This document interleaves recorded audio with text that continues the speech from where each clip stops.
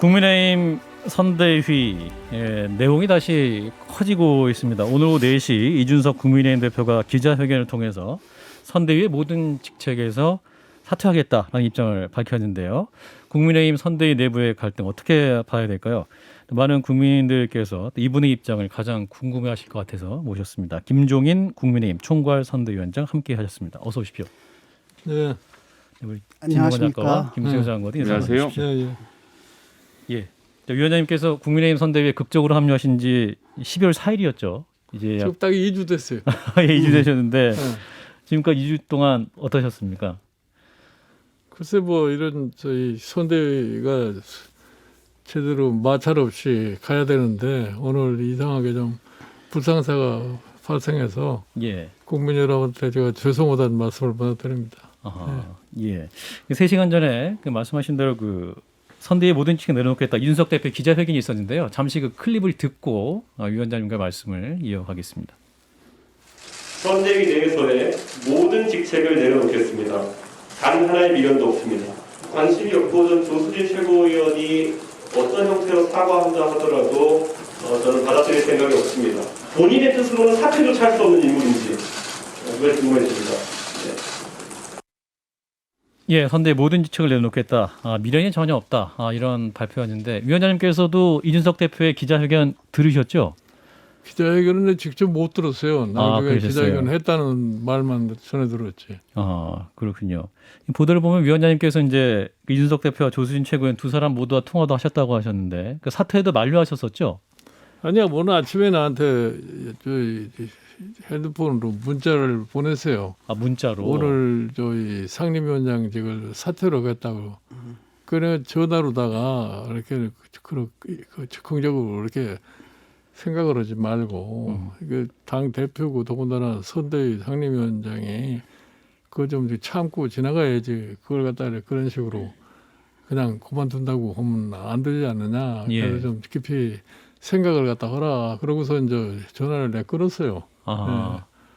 근데 본인이 지금 뭐 그러고 저희 조수진 최고위원. 홍보본부장한테도 예. 어저께 그 회의에서 이 발언하는 걸 내가 직접 들은 사람인데 예. 좀 이제 조수진 의원이 조금 실수는 한 거예요. 그게 이제 이준석 이 대표가 상당히 민감하게 반응을 갖다 했기 때문에 좀 목소리가 좀 커지고 그렇게 해서 여간의 사태가 이게 벌어졌기 때문에 내가 당사자인 이 조수진 의원이 오늘 오전에 이준석 대표를 찾아가서 좀 정중하게 사과를 하고 문제를 풀자 그렇게 했는데 예. 뭐 오전에까지는 그런 저희 사과니 뭐니 그런 것이 없이 그냥 지나갔던 것 같아요. 네. 그러니까 이제 이준석 대표는 뭐 사과를 제대로 받지를 못하는 그런 상황이 되니까 점점 더 불쾌한 감정이 갖게 되고 예. 오후에 이제 다시 뭐 주변 사람들이 뭐 여러 가지 얘기를 해가지고 조수진 의원이 아마 그 대표실에 찾아가서 상당히 시간 기다려 있는 모양인데 저희 이준석 대표하고 면담이 이루어지지 않고 바로 그냥 이준석 대표가 기자실에 가가지고서 사퇴하겠다고 발표를 해버린 것 같아요. 예. 그렇군요. 사실 이제 어제 위원장님께 들으셨다고 하시는데 내가 왜 당신 말을 들어야 되냐? 윤석열 후보 말만 듣겠다 이렇게 이제 조수진 최고위원이 말을. 그러니까 이제 그런 말이 잘못된 거죠. 예. 어머니가 뭐 이준석 대표가 대표인데 당에 예. 그리고 자기는 뭐 최고위원이고 이런 상황이니까 아무리 지금 선거철이라고 그래도 유계질서가 딱 있는 건데 예. 지금 현재 물론 이 선거를 앞두고서 후보가 제일 위에 있다고 생각하지만 예. 뭐 절차가 다 있는 건데 후보만 말만 듣고 난 딴 사람 말을 안 듣겠다 할 것 같으면은 이 선대위 조직 자체가 제 기능을 갖다 할 수가 없어요. 그거는 뭐 분명하게 얘기해서 조수진 홍보본부장이 좀 오버한 얘기를 하지 않았나 이렇게 생각을 해요. 위원장님도 어제 계신 줄은 몰랐는데 계셨으면 자리에서 좀 한번 질서를 바로 잡아주실 필요가 있었던 것 아닙니까? 아니 그러니까 이 회의하는 과정 속에 이준석 대표가 내 옆에 앉아 있고 그냥 일어나가지고서 소리를 치고서 나가려고 하는 그러기 때문에 그 상황에서 이 회의를 진행을 해봐야 더 이상 무슨 진정이 될 기미가 없기 때문에 내가 바로 회의를 갖다 그냥 산으로 선포하고 일어서 버린 거예요. 그 조수진 최고위원의 문제를 좀 제가 좀 지적을 하고 싶은데 저도 페이스북에다 몇 번 비판을 했는데 뭐 이런 식이거든요. 국민의힘 공보단이 이재명은 합니다. 괄호치고 무상연애라든지 뭐 형수욕설 논란을 재점화시키자 이런 식의 네거티브를 좀 하고 있거든요. 근데 위원장님께서는 네거티브 이제 중단하자라고 말씀하셨는데 안 맞아 돌아가는 것 같습니다.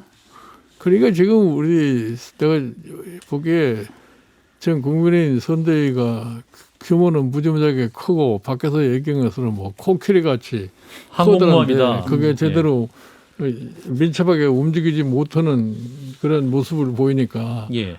내가 표현해서 하나의 큰 항공모함을 만들어 놓은 거예요. 이게 항공모함이라는 게 원래 제대로 민첩하게 움직일 수 있는 그런 짓을 못하기 때문에 예. 내가 그동안에 제가 한 2주 동안 관찰을 해보니까 예. 이런 상태로 가다가는 아마 선거를 효율적으로 이끌 것 같지 않은 판단이 돼서 뭐 내가 한 이틀 전에 지금 저희 임태희 본부장이 지금 관장하고 있는 총괄상황을 본부가 이제는 할 수 없다. 이게 이제 우리가 좀 강하게 그립을 잡고 이 선대위를 끌지 않을 것 같으면은 선대위가 지금 어디로 갈지도 모르고 있고 지금 중앙선대위만 비대위 있지 밑에 소위 각 지역에서 지금 선거운동이 어떻게 진행되고 있는지 그것도 제대로 지금 확인하기가 어렵고 그런 상황이니까 예. 예를 들어서 이 후보가 지금 지역을 돌아다니고 하는 데 있어서의 뭐 일정이라든가 메시지라든가 그거에 가서 소위 지역을 파악하는 거나 이런 것이 서로 유기적으로 잘 맞아야지 소위 국민의 감흥도 주고 그것이 사실은 이제 선거에 효율적으로 작용하고 있는데 그러한 것이 지금 작동을 하진 않아요. 2주 동안 보셔도. 예, 그래서 내가 오늘 또 일정 짜는 팀 보고 왜 이런 현상이 일어나느냐. 그러니까 일정을 짜는데도 이 사람 저 사람이 쓸데없이 말하는 사람이 많은 모양이에요. 그러니까 뭘 정해놔도 그대로 진행을 못하고서 이 사람이 얘기하고 이렇게 돌리고 저 사람은 저렇게 돌리고 이런 얘기예요. 예. 그러니까 예를 들어서 지방에 가면은 뭐 여기저기 가서 뭘 찾아다니면은 지금 뭐 솔직하게 내가 말씀을 드려서 어느 지역에 가서 뭐 AI 연구소를 찾아간다. 후보가. 예. 그 AI 연구소 찾아가면 그게 무엇을 의미하는 거냐 이게. 솔직해서 일반 국민이 AI 연구소에 대해서 별로 관심도 없어요. 네. 흔히들 얘기를 해서 지금 뭐 디지털 플랫폼을 만들겠다 정부가. 그 일반 유권자가 생각하기에 디지털 플랫폼이라고 하는 것이 만들면 나하고 무슨 관계가 있느냐를 생각해야 할 거 아니에요. 예. 그 일반 국민은 거의 별로 관심이 없어요.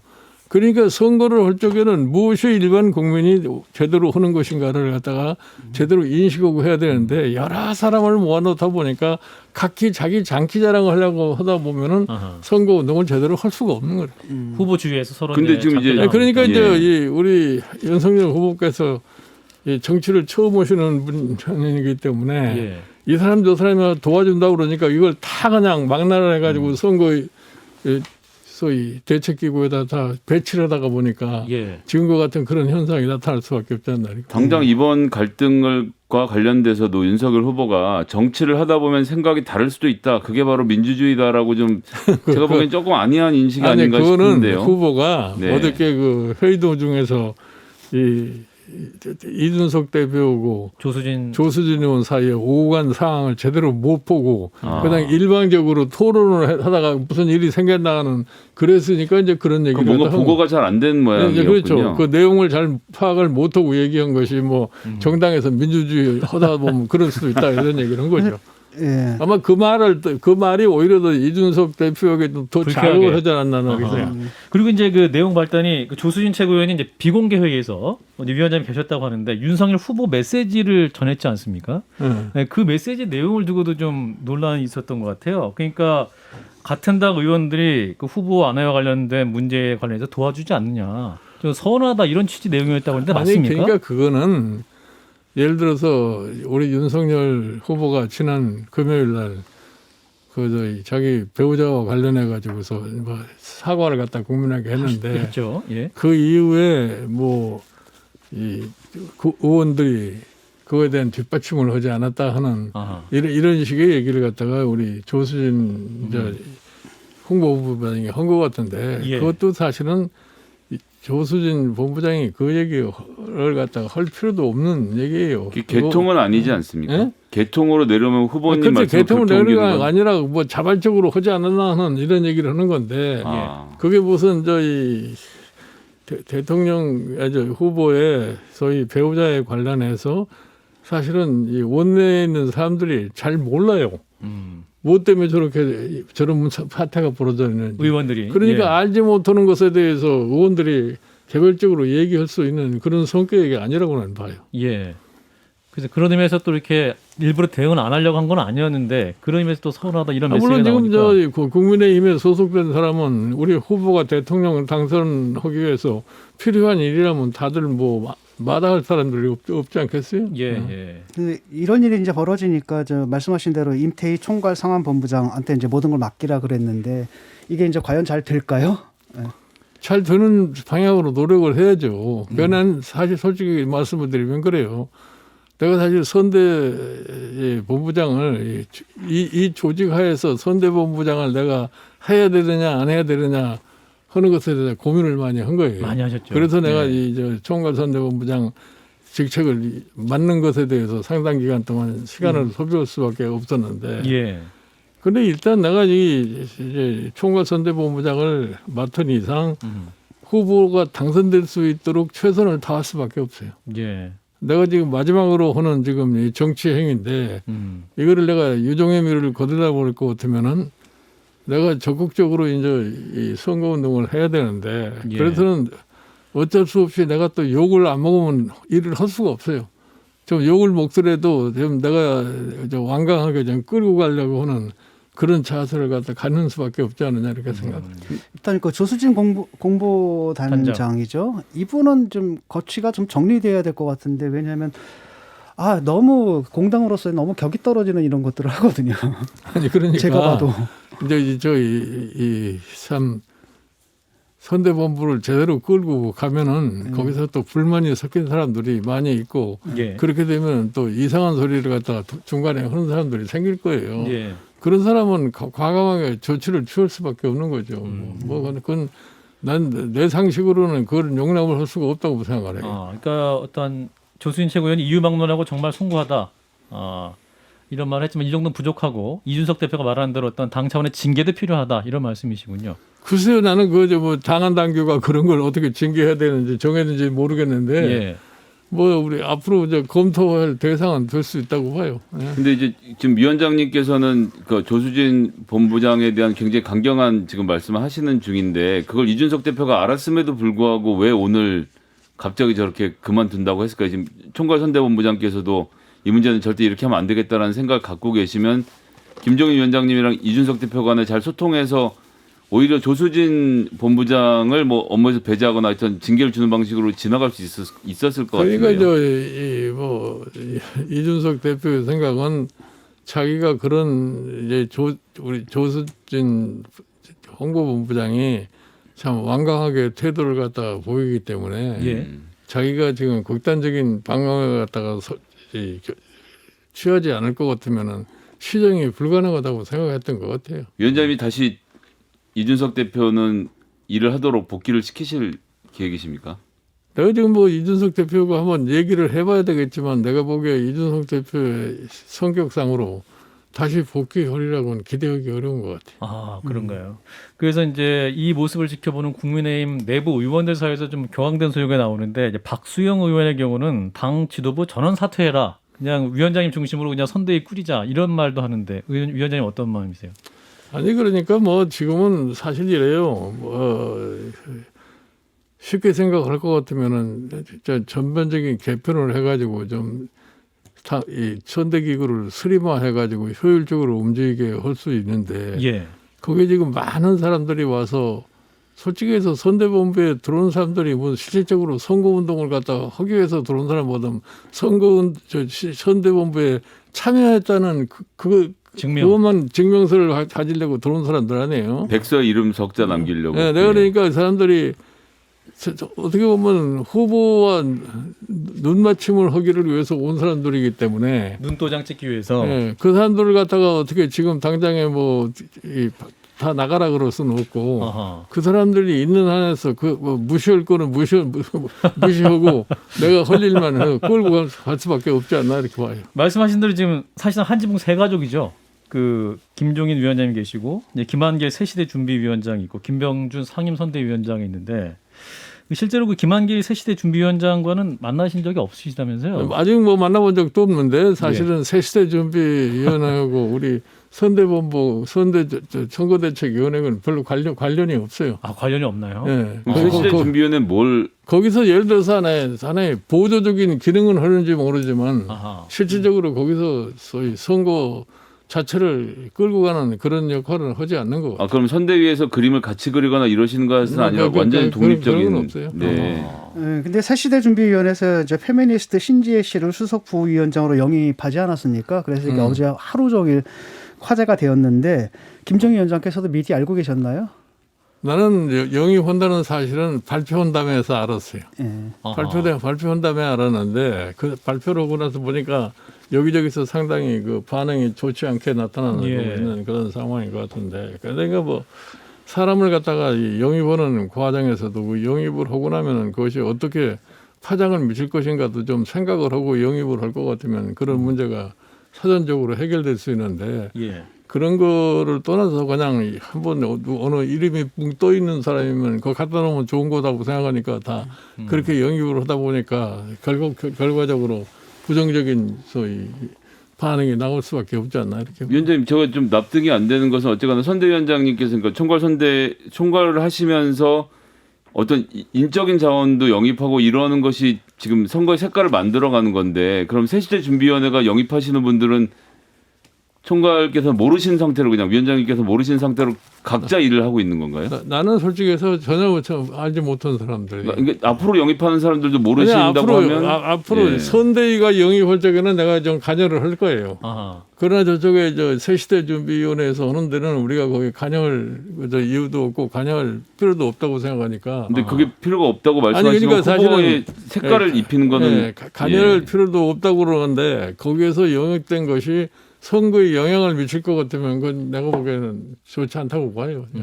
근데 위원장께서 좀 판단하시기를 이제 영입된 지 이틀 됐는데 신재 수석 부위원장 영입에 좀 부정적 효과가 좀 더 많다고 지금 느끼시는 것 같습니다. 그러니까 나는 그런 측면에서 보면 그래요. 나는 사실은 선거를 제대로 이루기 위해서 과연 사람 하나하나를 갖다 영입하는 것이 선거에 그렇게 크게 도움이 되느냐 하는 걸 물어봤을 때 난 별로 도움이 안 된다고 생각해요. 그리고 지금은 이제 선거하는 스타일이 예. 옛날하고 지금은 똑같은 선거운동을 해가지고 효율이 없어요. 지금 보면은 유권자가 너무나 수준이 높기 때문에 예. 유권자가 대개 각 정치인들이 어떤 행위를 하고 있다는 걸 갖다가 너무도 잘 알아요. 그러니까 지금 뭐 옛날식으로 뭐 사람 몇 사람 영입한다고 그래서 그게 선거에 큰 보탬이 된다고는 나는 생각하지 않습니다. 예. 뭐 쉽게 얘기해서 지난번 이 서울시장 보궐선거 할 때도 많은 사람들이 나를 비난하면서 저런 식으로 서울시장 보궐선거라면 필패할 거라고 얘기를 했어요. 그 심지어 우리 당 중진들도 다 그렇게 생각을 한 거예요. 예. 그러나 결국 가서 나는 우리 선거의 판을 그렇게 보지 않았기 때문에 예. 내 나름대로의 계획하에서 그거를 관철을 시켜서 결국은 지난번 서울시장 보궐선거에 대승을 거두었는데 예. 난 지금도 대통령 선거도 보기에도 그렇게 별로 이렇게 내가 뭐 이렇게 복잡하게 생각을 하진 않아요. 그러니까 무슨 내가 이렇게 얘기를 했지만 뭐 선대 기구가 크다고 그래서 선거의 효율을 가져오거나 그러지는 않습니다. 예. 그러니까 어떻게 효율적으로 국민들을 설득시킬 수 있는 소위 이미지를 갖다가 줄 수 있고 국민들을 갖다가 감흥할 수 있는 그러한 역할을 갖다가 선대위나 후보자가 하느냐 이것이 난 선거에 결정적인 역할을 한다고 봐요. 이재명 후보 같은 경우도 이제 선대위가 너무 크기만 하고 하는 거 없다고 해서 이제 재편하지 않았습니까? 그럼 위원장님께서도 그러면 국민의힘 선대위 전략적으로 축소하고 재편하는 움직임 내일부터 시작하시는 겁니까? 어떻게 지금은 되나요? 사실은 뭐 처음 시작할 때 같으면 그렇게 하겠는데 아하. 지금 이 선대위가 구성이 돼가지고서 벌써 한 달 이상 네. 지금 움직이고 있는데 거기에 그렇죠. 들어서 자기 나름대로 뭐 기여를 한다는 사람들을 갖다가 지금 당장에 뭐 나가라. 쫓아내거나 그럴 수는 없어요. 예. 그러니까 일단은 그냥 각기 자기 기능을 갖다가 헛수 있게 내버려 두고 예. 그 달리 하여튼 선거를 효율적으로 끌 수 있는 기동대를 하나 지금 만들어서 내가 흔히 얘기해서 기동 헬기를 띄울 수밖에 없다. 항공모함 안에 기동 헬기를 좀 띄워야겠다. 예, 예. 아 그렇군요. 그 네거티브 전쟁을 그만했으면 좋겠다. 위원장께서 어제 회의에서 이렇게 말씀하신 뒤에 당에서 이재명 후보 아들에 대한 고발을 취소했습니다. 어떤 배경에서 하신 말씀인가요? 아니 그러니까 나는 이 지난 몇 주일을 보면서 예. 참 이게 한심한 정치 풍토다 생각을 하는 거예요. 지금 우리가 당면하고 있는 과제가 한둘이 아니고 내년에 대통령으로 당선된 사람이 해야 할 일이 엄청나게 많은데 예. 그런 것에 대한 검증이나 그런 것에 대한 소위 후보자의 자질을 검증하는 것이 대통령 선거의 본질인데 예. 그런 건 생각하지 않고 무슨 저 배우자가 어떻다 뭐 아들이 어떻다 무슨 그런 거에 몰두를 하기 때문에 이제는 제발 좀 유권자가 다 판단해서 알아서 할 테니까 그건 더 이상 그만하고 이 실질적인 측면에서 선거운동으로 하자 이런 얘기죠. 김건희 씨 논란과 관련해서 이제 윤석열 후보가 사과를 했는데 그 정도 사과면 충분했다 이렇게 판단하시는 건가요? 그 충분했는지 안 했는지는 국민이 판단하는 거고 예. 윤석열 후보는 나름대로 참 국민에게 자기의 무슨 공정과 상식에 맞지 않으면 누구나 다 거기에 적용을 받을 수 있다고 이렇게 사과를 했는데 예. 그것으로서 불충분하다고 국민이 생각하면 국민이 생각하는 대로 따라갈 수밖에 없는 거죠. 그러니까 우리는 하여튼 국민들에게 하여튼 좀 이렇게 뭐 당당하게 나갈 수는 없고 예. 오히려 국민들의 의사에 맞게 우리가 저 자세로 나가지만 거기에 너무 국한해가지고 신경을 갖다 좀 그만 쓰자 이런 얘기.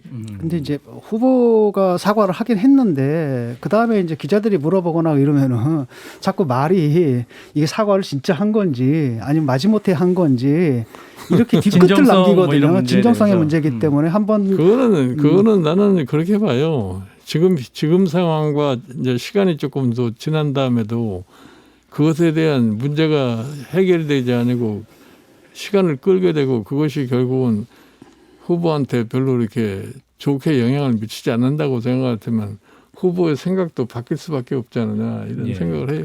예. 그럼 그때 가서 이제 시간이 늦지만 여하간에 한 번쯤은 다시 또 사과하는 모습이 나올지도 모르는 거죠. 그런 점에서 이수정 공동선대위원장도 그 김건희 씨의 직접적인 사과가 필요하다 이런 이야기도 꺼냈는데 위원장님께서는 어떻게 판단하고 계십니까? 아니 나도 한 번쯤은 저 국민 앞에 나와서 후보 배우자가 나와서 사과를 해야 된다는 그런 입장이에요. 나도. 지난번 또 다른 측면에서 노태우 대통령 때 말씀하시면서 후보의 배우자가 굳이 선거 전면에 등장할 아니, 필요가 그거는 있겠느냐. 이제 예. 그때 그거는 정상적인 상황에서 얘기를 하는 거고 네. 지금은 정상적인 상황이 아니기 때문에 그건 예. 같이 다룰 수는 없다고 해. 예, 당내에서 그 김건희 씨 그러니까 이른바 영부인에도 뭐 여러 가지 스타일이 있지 않습니까? 어떤 사람들은 적극적으로 남편을 돕는 스타일도 있고 어떤 사람들은 남편의 일은 남편의 일이고 내 일은 내 일이다. 내 직업을 계속하는 분도 있고 대충 그 당에서 뭐 이런 얘기가 오가지 않나요? 어떤 역할을 해야 할지? 뭐 당에서도 이제 그런 문제를 책임지고 생각하는 사람들은 이런저런 논의를 다 하는 거죠. 예. 그러니까 뭐 나부터도 그 문제를 어떻게 처리하는 것이 가장 합리적인가 생각도 하고 다른 사람도 그 의논도 하고 이제 그러는 건데 그거는 후보 당사자와 자기 그 배우자에 관한 문제이기 때문에 그건 후보 스스로가 판단을 해야 돼요. 과연 자기가 저희 사과를 일단은 했는데 예. 그걸로 충분하지 않는지는 본인이 판단해 가지고서 배우자를 한 번쯤이라도 밖에 내세워서 사과를 하겠느냐 안 하느냐는 후보의 저희 결정에 따르는 거지. 예. 다른 사람이 그걸 갖다 어떻게 후보의 강요할 수 결정이다. 없다고 생각합니다. 그렇군요. 근데 이제 국민들이 이렇게 의혹 제기하시는 분들 주장은 이제 퍼스트레이드는 정부 예산과 그 세금으로 지원과 경호를 받게 되고 청와대에도 부속 비서관이 있지 않습니까? 네. 예, 그런 분이기 때문에 더 이제 의혹이 있다면 더 명확히 해명돼야 되고 또 밝혀져야 되고 또 국민 앞에 더 많이 나오셔야 된다라는 주장인 것이죠. 그런 의미에서도 선대위 안에서 어떠한 후보자 부인을 관리하는 팀이라든가 이런 부분도 좀 보완이 필요하다는 지적도 있는데 어떻게 보시는지. 그러니까 모든 것이 투명하면 가장 효과적인 건데 예. 그게 이렇게 쉽게 이루어지기가 어려운 것 같아요. 왜 어려울까요? 예, 그건 뭐 개인적인 전부 생각이 다르기 때문에 이제 그러는 건데 예. 지금 사실은 우리나라의 과거에 사실 대통령들이 별로 이렇게 성공한 사람이 하나도 없잖아요. 예. 그런 설례를 볼 것 같으면은 지금 무엇이 투명하게 이루어져야 한다는 걸 판단할 수 있는 건데 예. 그게 쉽게 판단이 안 되니까 지금 이런 상황이 전개되라고 봅니다. 그래서 이제 뭐 이제 네거티브를 정책 토론을 바꾸고 싶어 하시고 위원장님께서도 그러려면 사실은 후보 간 정책 토론이 가장 좋은 방법일 거라고 생각하는데요. 어제 소상공인 피해자, 자영업자 피해자 토론에도 준비를 했었는데 초청에 윤석열 후보가 응하지를 않으셨더라고요. 그래서 앞으로도 어떤 부분에서는 앞으로 주어진 공적인 토론 3번만 하고 말겠다 이런 얘기도 좀 나오고 있는 입장인데 이 후보 간 토론은 좀 어떻게 보십니까? 제가 보기에 뭐 나중에 이제 대선이 본격적으로 가동이 되면은 뭐 그때는 한 3번 정도 토론한다는 건 이미 다 알려진 사실 아니에요. 네, 그거 외에 더 하는 것을 그 전에 이제 토론을 해야 되느냐 안 해야 되느냐는 후보의 성향에 따라서 달라질 수가 있는데 예. 지금 뭐 이재명 후보 같은 사람은 뭐 일주일에 한 번씩 뭐 토론을 하자 이런 얘기인데 그거는 예. 뭐 이재명 후보의 생각이고 거기에 다는 응할 수가 없지만 정말 아주 중요한 이슈가 발생을 해서 꼭 토론이 필요한다고 할 것 같으면 우리 윤석열 후보도 그거 피하지는 않을 거예요. 예. 최근까지 지지율 추세를 보면 원래는 그 컨벤션 효과 때문인지 윤석열 후보가 10% 이상 차이가 났었는데 최근 그걸 보면은 서로 이렇게 뒤집히는 결과도 나오고 일각에서는 골든 크로스 이미 있다 뭐 이런 분석도 나오는데 위원장님께서 어떻게 추이 분석하십니까? 그러니까 뭐 여론조사 초기에 이제 이 후보로 확정되는 직후에는 뭐 저희 지지율이 한 10% 내지 15% 차이가쯤 났고 예. 이제 그럼으로 인해 가서 비교적 낙관적인 자세들을 갖다 가지고 야 이제 이렇게 됐으니까 뭐 우리끼리 잘하면 다 되겠다는 이런 생각도 했던 것 같아요. 예. 사실 솔직하게 얘기를 해서 위원장님 없이. 그러니까 그런데 그건 이제 이 상황 판단을 좀 잘못한 데서 기인한 거라고 생각하는데 예. 결국은 11월 말쯤 되면은 여론조사의 지지도가 상당히 좀 달라질 것이라고 하는 것은 다 예견됐던 상황이고 그와 같은 상황이 실제로 나타난 거예요. 예. 나타나고 이제 최근에 와서는 뭐 여론조사 기간마다 다소 차이가 있지만 거의 지금 이 오차범위 내에서 왔다 갔다 하는 그런 상태가 있기 때문에 네네. 사실은 지금 이 12월 말 신년 초에 나타나는 여론조사가 또 어떻게 변하느냐 그것이 또 중대한 역할을 할 수 있다고 보는 겁니다. 네. 그러니까 지금 이 각 그 후보 선거대책위원회가 그 점에 대해서 신경을 쓰고서 지금 금년 연말을 어떻게 대응하느냐 하는 건데 사실 지금 오늘 그 이준석 대표 같은 그런 사건이 터져났기 때문에 저게 우리한테 결정적으로 마이너스 효과를 갖다 가져올 거라고 나는 생각을 해요. 아하. 그러니까 이런 거를 만회하기 위해서는 선대위가 다시 정말 참 새로운 각오로다가 이 선대위를 갖다가 어떻게 운영할 것인가를 갖다 생각을 할 수밖에 결정적 마이너스면 이준석 대표를 많이 지지했던 그래서 함께 국민의힘 윤석열 후보를 지지했던 2030 세대 등이 좀 등을 돌릴 수 있다 이렇게 판단하시는 겁니까? 그러니까 이제 이준석 대표를 특히 지지했던 사람들이 젊은 층의 그렇죠. 남성 유권자들이 아주 네. 주로 이준석 대표를 지지를 했는데 네. 이준석 대표가 저렇게 되니까 그쪽에서 자연적으로 좀 빠져나간다.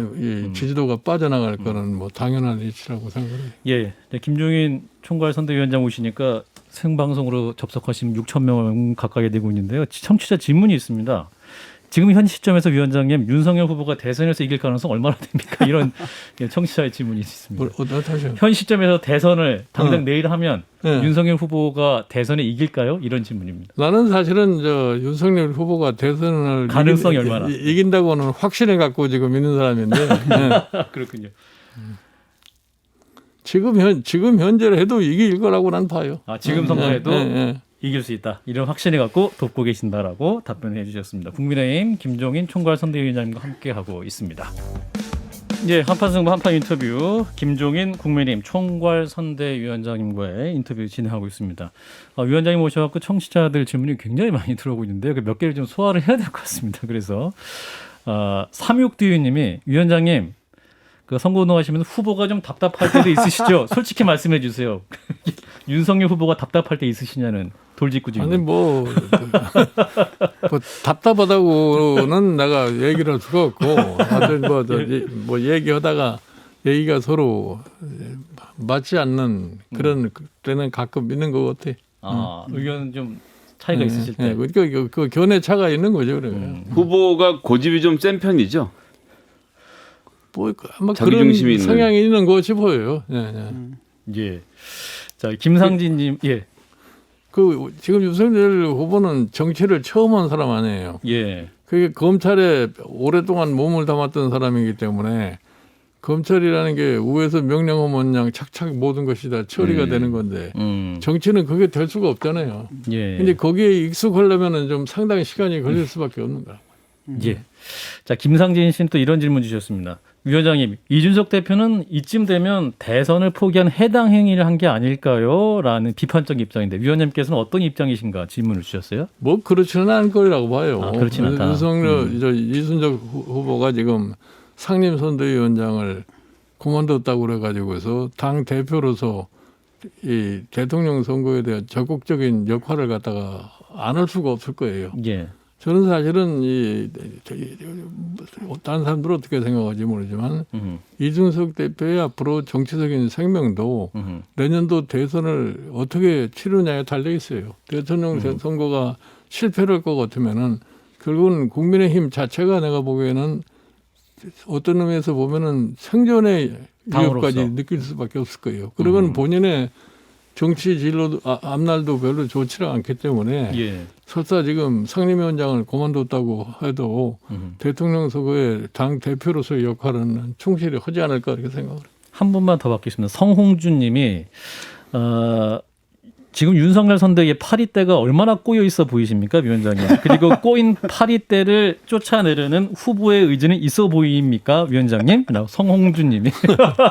제가 지난 3월 달에 파리 때 얘기를 하니까 지금 뭐 예, 파리가 여전히 있습니다. 그러니까 사실은 뭐 윤석열 후보가 대통령 후보로서 가능성이 농후하고 대통령이 될 수 있는 가능성이 많다고 그러니까 예. 뭐 사람들이 자연적으로 꼬일 수밖에 없는 거 아니에요. 예. 그러니까 뭐 교수들도 많이 와 있고 과거에 무슨 전직 관료 이런 사람들도 잔뜩 들어와 있는데 예. 그 사람들이 왔으면 자기 나름대로의 이제 선거에 기여를 하겠다고 본인들은 다들 생각하는 거죠. 예. 그러나 그게 실질적으로 선거의 기여는 어떻게 할 것이냐 하는 것을 잘 아시는 분들이 별로 없어요. 그러니까 숫자가 많다고 해서 소위 선거의 효율을 가져온다고 생각을 하지 않기 때문에 예. 제가 그래서 지난 3월 달에 그거를 어떻게 교통정리를 잘 하느냐에 따라서 윤석열 후보의 정치 진로가 결정될 거라고 내가 얘기를 했는데 예. 그게 이제 지금 한꺼번에 다 밀려다 보니까 우리 선대위가 항공모함이 돼버린 거야. 그렇군요. 그 정책적인 질문으로 좀 들어가서요. 지난달에 위원장께서 손실보상기금으로 100조가 필요하다고 말씀하셨죠. 네, 네. 그러니까 민주당에서 발빠르게 움직이고 있습니다. 특히 이재명 후보가 어제 소상공인 자영업 정책 7대 공약을 발표하면서 지역화폐를 50조 발행하겠다라고 했거든요. 이건 어떻게 평가하십니까? 나는 뭐 지금 정부가 사실은 이 소상공인 자영업자에 대한 손실 보상에 대한 그 기본적인 방향도 아직 설정이 되지 않고 있는데 예. 뭐 이재명 후보가 뭐 자기 전매 특허처럼 봤나 지역화폐 하는데 그건 난 별로 의미가 없다고 생각을 해요. 내가 사실은 이 100조 얘기를 끌어낸 게 지난달에 한 게 아니라 작년 4월 달에 이미 내가 얘기를 한 거예요. 그러니까 코로나 사태라고 하는 것이 단기적으로 끝나지 않고 중장기적으로 계속될 테니까 그 와중에서 소상공인하고 자영업자들이 손실이 엄청나고 이 코로나 사태를 극복하기 위해서는 정부가 강압 조치를 많이 취해야 되니까 그 강압 조치를 해서 자기 과실과 관계없이 손실을 보는 사람들은 국가가 당연히 보상을 해줘야 되지 않느냐 이런 생각에서 100조를 일단 기금으로 다 쓰든지 안 쓰든지 기금으로 만들어서 하라고 그랬어요. 그런데 예. 그때는 선거 와중에 있기 때문에 국회가 기능을 할 수가 없으니까 대통령이 재정명령이라도 발동을 해가지고서 그걸 하라고 그러는데 그때는 그게 무슨 뜻인지도 몰랐던 것 같아요. 그리고 이제 정부가 가장 잘못한 것이 뭐냐면은 무슨 코로나 사태가 아무런 과학적인 근거도 없이 무슨 몇 달 내에 끝날 거라고 하는 이런 착각을 한 거예요. 예. 그러니까 이제 보상을 한다는 것에 대해서 이 실질적으로 코로나 사태를 위해서 결정적으로 손실을 받은 사람을 보상을 하는 게 아니라 그저 현금을 갖다 가지고서 선심 주는 식으로 다 찔끔찔끔 놀아줘 가지고 작년 저 총선 전전날인가는 뭐 가구당 100만 원씩 놀아준다고 그렇게 한 거 아니에요? 그러니까 그거는 손실보상과는 관계가 없이 정부가 털어놓기 위한 선심 정책을 썼다고밖에 볼 수가 없어요. 그러다가 이제 지금 작년에 지난 이 7월달에 소위 손실보상에 대한 법이 감염법 속에다 이제 책정을 해가지고서 하기 때문에 지난 7월 이전까지는 실질적인 지금 보상을 갖다가 해주질 못하고 있는 거예요. 예. 그러나 그 사람들의 그 지난 보상을 소급해서 하느냐 안 해야 되느냐 그거 이제 정치적인 결단을 갖다 해야 되는데 네. 그러기 위해서는 지난 2월 달까지만 해도 실질 손실 금액이 30조 가까이 됩니다. 네. 그 1월 달에서 7월 달까지 하면 그것도 한 40조 가까이 돼요. 그러니까 한 70조 정도 되고 있는 거예요. 그 다음에 또 나오는 거 생각을 해서 그래서 사실은 내가 근거가 없이 얘기하는 게 아니라 100조라고 하는 지금이 윤석열 후보가 당선이 되면은 손실 보상을 하기 위해서 그 정도 금액이 든다고 생각하는 거예요. 근데 이제 소급해서 적용하겠다는 생각 갖고 계시는 네. 거네요. 근데 이재명 후보는 그거를 잘못 이해를 해가지고서 예. 지금 당장에 무슨 추경을 100조로 하자고 그러는 줄 알고 지금 당이 합의하면은 100조를 추경할 수 있다고 생각을 하는데 실질적으로 지금 현 정부가 대한민국을 책임질 기간이 아직도 한 5개월 정도 남아 있어요. 예. 그러니까 추경하고 안 하는 거는 현 정부가 할 거냐 안 할 거냐를 판단을 해야 된다고요. 그리고 이재명 후보가 여당 후보이기 때문에 정 자기가 그런 생각이 있으면은 스스로 대통령한테 이렇게 하니까 추경을 하십시오 하고서 자기 건의를 갖다 해야지. 네. 그런 짓도 안 하면서 그냥 야당 보고서 무슨 합의만 여당이 합의한다고 해서 정부가 안 하는데 무슨 추경을 어떻게 합니까? 그거 할 수가 없는 거죠. 예. 그러니까 이게 내가 보기에는 이재명 후보가 지금 이 추경에 대해서 얘기를 하고 손실보상에 대해서 얘기하는 것도 제가 보기에는 구체성이 없고 그냥 기본적으로 하나의 그 유권자들에게 표를 어떻게 하면 동원할 수 있느냐 하는 이런 생각에만 몰두하지 않나 이렇게 생각을 해요. 예. 위원장님 합류하시기 전에 윤석열 후보가 50조 이야기를 또 언론에서 한번 한 적이 있는데 그 아이디어는 기본적으로 위원장님께서 좀 먼저 주신 거 아닙니까? 아니 내가 그래서 이 윤석열 후보한테 당신이 제일 먼저 앞세워야 할 게 뭐냐면은 이 코로나로 인해서 경제가 황폐되어 있는 소위 소상공인 자영업자 이 사람 숫자가 한 720만 명 됩니다. 네. 그러면 720만 명의 소위 가족까지 합하고 거기에 종사하는 인원까지 하면 한 2천만 명 가까이 돼요. 그렇겠죠. 그럼 네. 대한민국 유권자 수의 반쯤 해당한다는 거예요. 네. 이 사람들에 대한 기본적인 어떠한 구제책을 갖다 강구하지 않고는 내년 선거를 할 수가 없다. 내가 그렇게 얘기를 한 거예요. 예. 그래서 누가 또 내가 그 50조 얘기는 하지도 않았는데 사실 그때부터 나는 한 100조 정도 갈 거라고 생각했는데 누가 중간에 그걸 반토막으로 잘라가지고 윤석열 후보에게 50조라고 얘기를 한 것 같아요. 그러니까 아이디어는 50조. 불러 넣어주셨지만 숫자는 다른 사람한테 입력이 된 거군요. 예. 그래서 50조, 100조 메시지 혼선이 예. 좀 있었던 그런 부분이 있었던 거군요. 예, 그렇죠. 또 하나는 그 부동산 보유세. 네. 그러니까 이재명 후보가 이제 부동산 보유세 이걸 뭐 사실상 동결하자 이렇게 얘기를 하시는데 그러니까 이제 내가 보니까 우리 이재명 후보는 부동산 세금에 대한 논리를 잘 이해를 못하는 것 같아요. 지금 사실은 이 문재인 정부가 이렇게 부동산 정책에 실패한 것은 뭐냐면은 세금으로 부동산 투기를 해결할 수 없는 거를 세금으로 해결할 수 있느냐 세금만 자꾸 올린 거예요. 보유세. 그러니까 거래세. 보유세를 자꾸 올리다가 보니까 어떤 현상이 생겨나느냐. 그러면 전월세에 전가할 수밖에 없잖아요. 그러니까 결국 가서는 그 사람들 보호한다고 세금 올려가지고 그 사람들에게 피해를 주는 그런 결과를 가져온 거예요. 그러니까 이제 지금 뭐 당장에 지난 서울시장 보궐선거에서도 뭐 때문에 그렇게 많이 졌느냐를 분석을 해보니까 이 조세 저항이 상당히 영향을 행사를 했다니까 지금 그거를 생각을 해서 지금 이 보유세를 내리겠다. 이재명 후보가 자꾸 무슨 보유세를 동결을 하고 동결하겠다. 무슨 이제 공시 가격을 갖다 동결하고 이렇게 또 한편으로는 다른 데서 또 무슨 국토 보유세를 만들어 가지고서 투기를 절대로 건절시켰다고 얘기를 하잖아요. 그러니까 이 사람들이 사실은 세금의 논리를 알고 얘기하는 건지 알고 모르고 얘기하는 건지 전혀 구분이 되질 않아요. 그 기재부하고 지금 이재명 후보가 계속 각을 세우면서 기획과 재정을 이제 분리하겠다, 예산 파트를 분리하겠다라고 지금 이야기를 꺼내고 있지 않습니까? 즉 이제 이명박 대통령 전으로 돌리겠다는 건데 여기에 대해서는 위원장님 견해는 어떠십니까? 그러니까 지금 이재명 후보가 무슨 기획예산자를 따로 분류해서 대통령 직속하에 둔다고 그래서 지금과 뭐 달라질 게 하나도 없어요. 합리적으로 예산을 운영하는 사람이라고 할 것 같으면은 무슨 예. 대통령이 마음대로 그냥 기본 원칙도 없이 예산을 운영할 수는 없습니다. 예. 진 작가님. 그 정부 형태 문제인데요. 그 홍준표 의원이 이제 그런 말씀을 하셨더라고요. 지금 김종인 위원장 같은 경우는 내각제를 추진하려고 한다.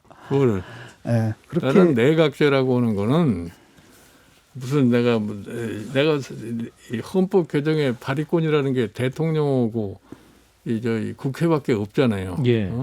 그게 결과서 내각제를 헌법을 개정하려고 할 것 같으면 본질적으로 대통령이 어떤 생각을 가지고 있느냐에 달려 있어요. 그런데 나는 내가 내각제를 얘기하는 거는 지금 당장에 내가 지금 내각제 개헌을 해야 된다는 얘기가 아니라 지금까지 우리가 73년 역사에서 불행하지 않은 대통령을 하나도 본 적이 없기 때문에 예. 그러면 무슨 이 대통령의 권력이 지나치게 집중이 돼가지고 거기에 문제가 생긴 거기 때문에 이 대통령제를 앞으로 계속해서 갈 것이냐. 이 대한민국이 지금 이제 소위 74년 동안에 어려운 나라에서 지금 선진국가 되는데 그렇게 선진국이 되어가는 과정 속에서도 전직 대통령이 하나도 제대로 행복한 대통령이 없다 이런 얘기예요. 예. 그러면 지금 와서 그 권력 구조의 문제를 갖다 한번 검토할 시기가 되지 않았냐는 이런 취지에서 내가 개인적인 의견을 얘기를 하는 거지. 예. 지금 내가 무슨 그 되지도 않은 개헌을 하자고 하는 얘기는 아니에요. 왜냐하면 이게 지금 선거 시기라서 그리고 후보하고는 이 문제에 대해서 상의는 따로 안 하셨다고 하셨던데요. 나는 우리 윤석열 후보도 개념 자체가 예. 그런 거에 대해서 별로 그렇게 관심이 없어서 얘기를 안 해요. 아니 그런 얘기를 하지 않습니까? 대통령의 권력 분산 이런 것들에 대해서는 어떻게 생각하십니까? 아니 그러니까 한 가지 알고 쓴 거는 지금 윤석열 후보가 공정과 정의를 갖다 자기 전매트 것처럼 내세우잖아요. 예. 그러면 공정과 정의를 하려고 것 같으면 과거의 대통령들의 실패 사례를 잘 알 거 아니에요. 예. 근데 정상적인 사람이라는 것 같으면 남이 실패한 걸 자기도 또 반복하지는 않을 거라고 생각을 해요. 그러니까 윤석열 후보가 대통령의 권한이 너무 집중이 돼가지고서 문제가 있다는 걸 알기 때문에 청와대를 갖다 좀 가급적이면 축소를 하고 모든 권한을 갖다가 내각으로 넘겨주겠다가 이런 얘기를 지금 하는 거 아니에요? 그러니까 지금 현행 대통령제의 문제점이라는 건 본인도 알고 있다고 난 생각을 해요. 거기에 동의하시는 겁니까? 네. 예. 예. 자, 김종인 국민의힘 선대위 총괄 선대위원장님과 말씀 나누고 있습니다. 자, 거의 시간이 다 돼 가서요. 예. 이제 그 청취자들 좀 질문 좀 소개하면 그 위원장님 그러면 내년 3월 대선이 끝나면 또 어떤 일을 담당하셨습니까? 이제 3월 9일 지나고? 네네. 새로운 정부에 참여하실 겁니까? 나 3월 9일 지나면은 나는 이제 그걸로서 내 임무는 다 마쳤다고 생각을 하는 거예요. 예. 그런데 일반적으로 사람들이 생각하기에 내가 무슨 딴 생각이 있어서 이런데 자꾸 참여를 해가지고 하지 않느냐 이렇게 생각하는데 난 지금까지 한 번도 내가 그런 생각을 하고서 누구를 도와주거나 그런 적이 알겠습니다. 없어요. 예. 오늘 말씀은 여기까지 듣도록 하겠습니다. 오늘 굉장히 풍부하고 청취자들도 굉장히 감사하게 들었던 시간이었어요. 국민의힘 김종인 총괄 선대위원장이었습니다. 고맙습니다. 네, 고맙습니다.